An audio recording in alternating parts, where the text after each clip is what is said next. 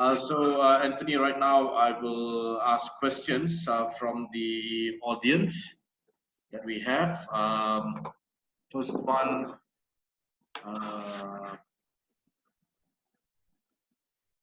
there's a question to Mr. Mr. Santiago. According to your opinion regarding the strategic drivers you mentioned, where would you categorize as priority on a scale from 1 to 10 the sustainability, and to what extent the efficiency? Well, excellent question. Probably the answer is in your hands. I mean, of every one of us, no? But I mean, I was trying to say, I mean, from 1 to 10, for me, I will say that if you put it in a broader perspective, like flexibility on the broader and mention it, that means that you are absolutely watching what's coming, seeing which are the needs of our surrounding markets, not only from the perspective of a port. No.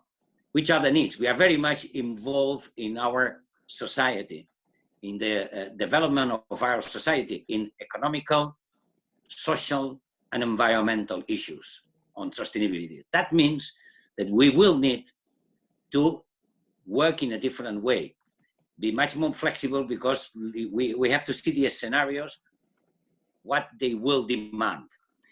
This flexibility means, of course, digitalization, means also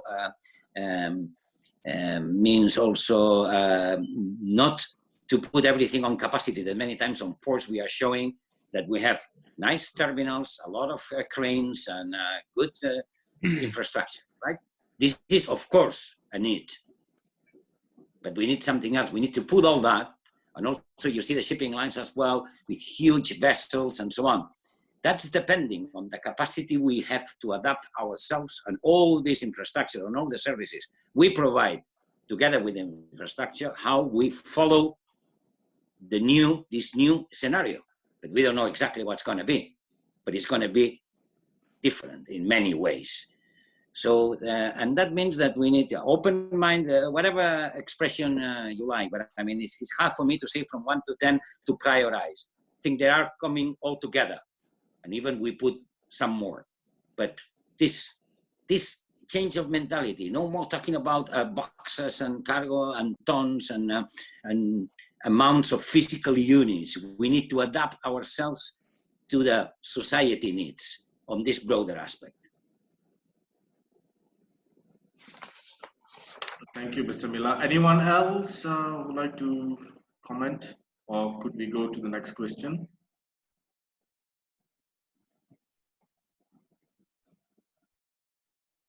Okay. The next question is from Sami Al-Sinani, and this is an open question, so anyone could answer this. The question is, it seems most shipping lines and customers starts asking for discounts. How would you respond?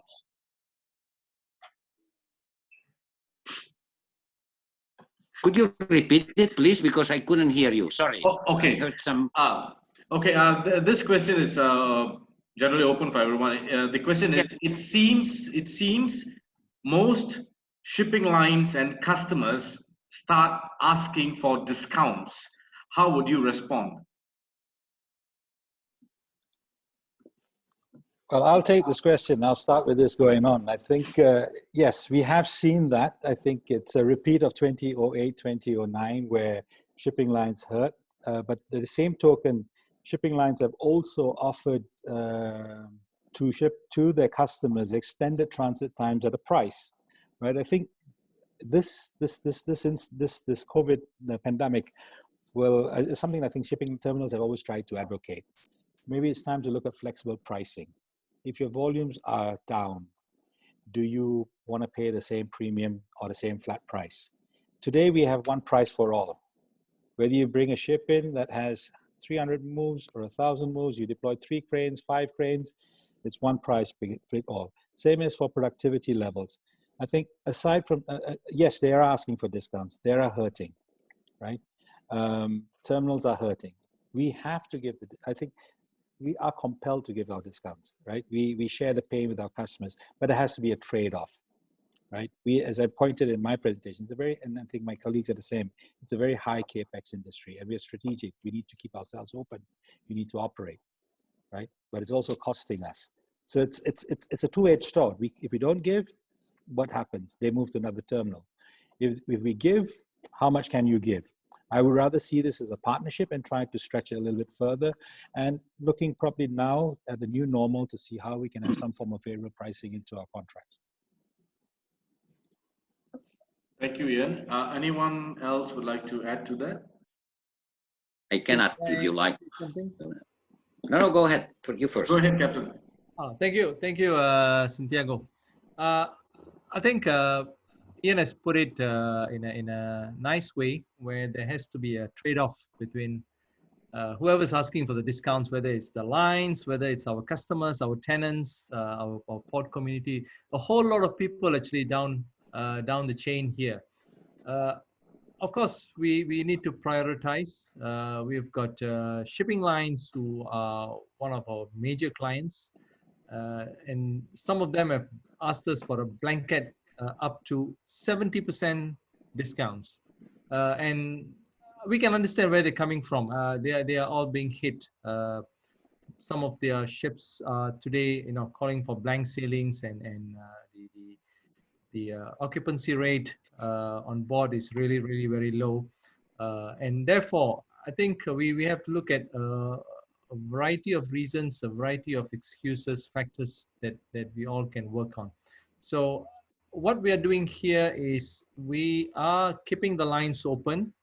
We have not made any commitments yet, but where we can give them a quick financial relief. We are trying to do that.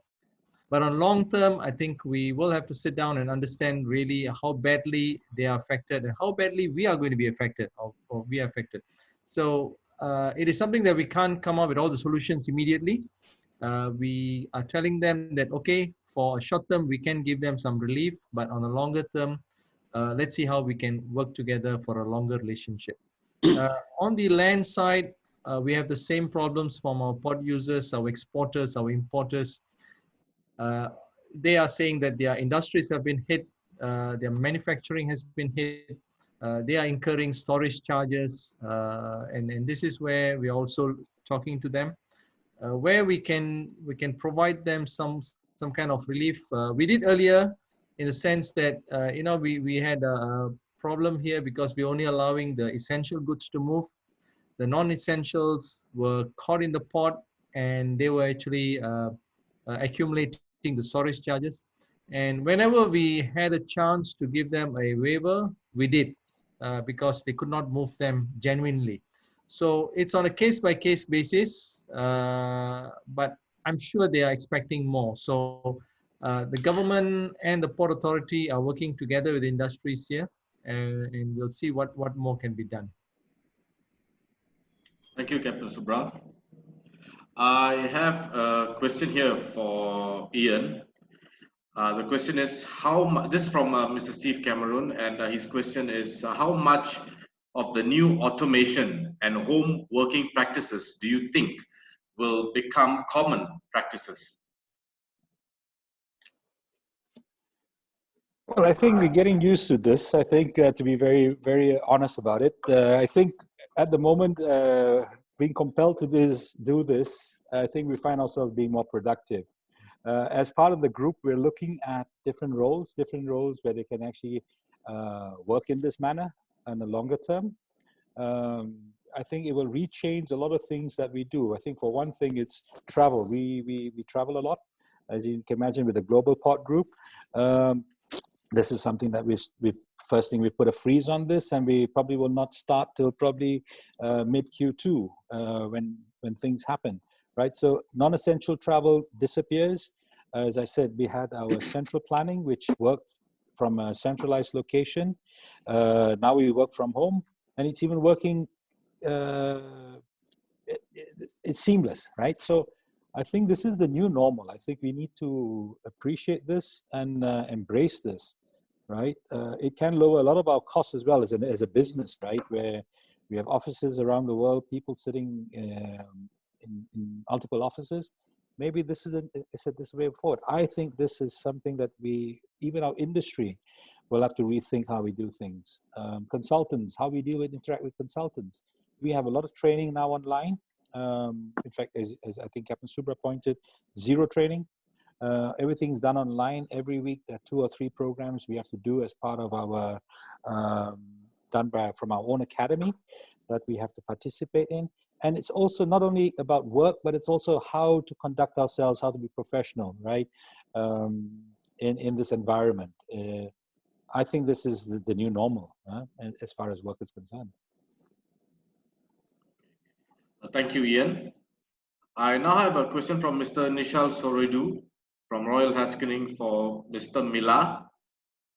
Mr. Mila mentioned relocalization with good produced closer to Europe.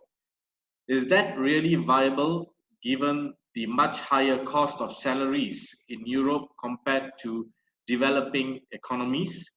Or if this will happen, do you think prices of manufactured goods are bound to be more expensive for everyone in the future? Yeah. This is to share those thoughts. It's what we are all day, no? Right.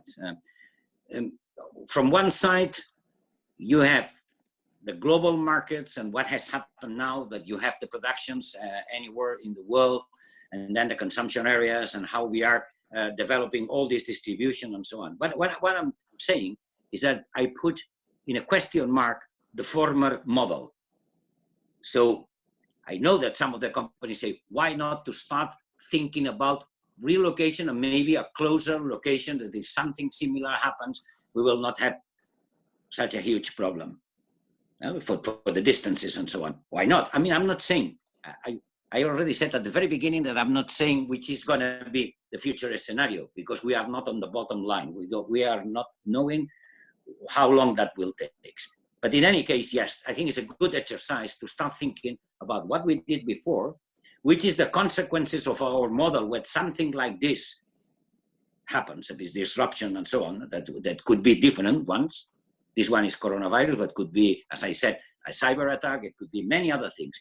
What I was trying to say, that the ports with this new mentality, we have to look in a different way our market. We cannot, the ones that you know me for some time, you know that I've always been saying the same. I mean, we cannot just be counting boxes and counting cargo by tons. This is important, but this is not the reality.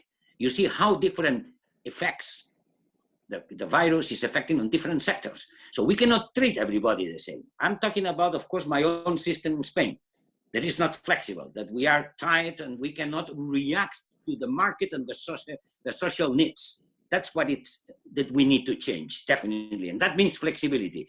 Because you said before, you were asking about the shipping lines, customers are asking for discounts. It's not the same to talk with the fashion industry, to the pharmacy industry, to the car components, electronic equipment, food products. Look, many of those that I mentioned, that is part of our clusters, are small, high-value products, low weight, high value, and small volume. So for these people, at the end, the amount of cost for the whole logistic chain related to the value of the cargo they have inside the container or inside any other thing is totally different for another one that is, and I'm not saying it's better or worse. I mean, we need to face the reality of what we have around, not fix it by the governments many times and putting us as a public entity on the side that if you do something for someone, you have to do it for the rest. No, you have as a strategy when port authorities like us, we are not depending on the public budget. We are depending on our income. So we need to have all flexibility to treat our customers. And that doesn't mean that we are not doing it in a transparent way and in a normal way, like any other industry. So I think the future will ask us. That's the reason why I said before, flexibility, innovation, way of seeing and being involved much more with the whole chain, with the whole added value. But if we create value, we can ask money for that value. But if we don't create value, No way. So I mean, it's all this big work that it makes us look and face the future in a totally different way. That's what I'm trying to say. So again, can be a relocalization. Why not? And new developed economy that will change. Probably we'll see. But we need to be open for new opportunities, and the role of ports, my understanding and the understanding of the Port of Barcelona, much more flexible, adaptable to the all new situations. So we need to be very much on that. So it's not, you see, I make an example. We are dealing a lot of electronic components that you are, that Barcelona is the world mobile capital with a big conference and so on. So we move a lot. So how many TV sets I put in a container 15 years ago? Remember, a big TV set. Now, how many can I put in a container? So maybe a decrease on that number of containers is not a bad thing. We are doing a good job with the companies importing all this type of stuff or exporting whatever. So, I mean, depending a lot what's inside. So that's what I'm trying to say. Thank you. Thank you, Mr. Mila. This is another question. It's a general question for all of our panelists today, and it's from Mr. Mark Asaf from UNCTAD. His question is, as ports are more than ever recognized as strategic national assets, should we have a change in the port governance model with less focus on commercial activities for certain segments at least?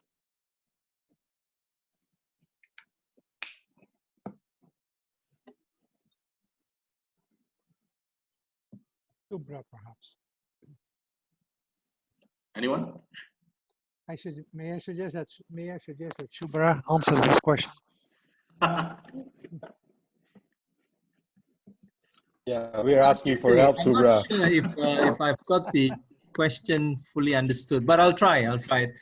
Yeah, they are strategic assets. Yes, they are very important to a nation. They are key areas where we depend for our goods to flow through.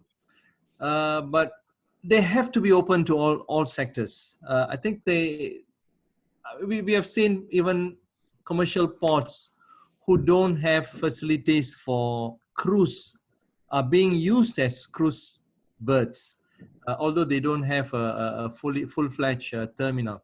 So I believe that we should not restrict ourselves just because they are national assets. Let's use those national assets to the maximum advantage.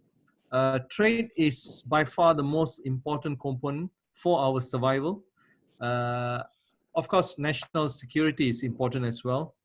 But I think in times like this, in times of COVID-19, the most important thing is for us to keep our ports open and move as much cargo as we can. Of course, initially we're concentrating on only essential goods. That is to get those essential goods as food, medication, and so on to our people. But as and when we have more or less taken control of the situation now, we are beginning to open up, so that we want to ensure that the other industries will start up again. So I don't think there's a reason for us to look at them as national assets and start protecting them from certain sectors. Thank you. Thank you, Captain Subra. We have time for just perhaps one more question for anyone. I'll just, this is a question to Mr. Mitja. The question is, are you investing in new technologies in 2020 to strengthen your service offering? During this unprecedented time, it would be advantageous for ports like the Port of Koper. Yeah, yes, thank you very much for the question. Yes, of course, we are investing to the new technologies as well. As I mentioned before, especially this year and in the future, in the next years as well, we are having very ambitious plan of investing to the different warehouses, garage houses, piers, basins, and so on. All this investment, of course, is connected with the technique as well. And to the cranes, to the specialized warehouses for, let's say, metal products, iron products, and other commodities and cargo as well. So yes, we are continuing concerning the plan from before, from 2019, to invest and to buy, especially to invest further. Because of this situation, we didn't cut practically anything. And the answer is definitely yes, we are continuing to invest, absolutely. As I mentioned also before, without investing to the harbor business, to the port business, to the transport and logistics, you cannot survive to the long-term period. Thank you. Just one more over here, which just came in for Mr. Mitja and also for everyone else. The question is, do you keep port visits open? And if you do, how do you manage it? Usually Koper Port is open for public, open for visits all the time, also every day.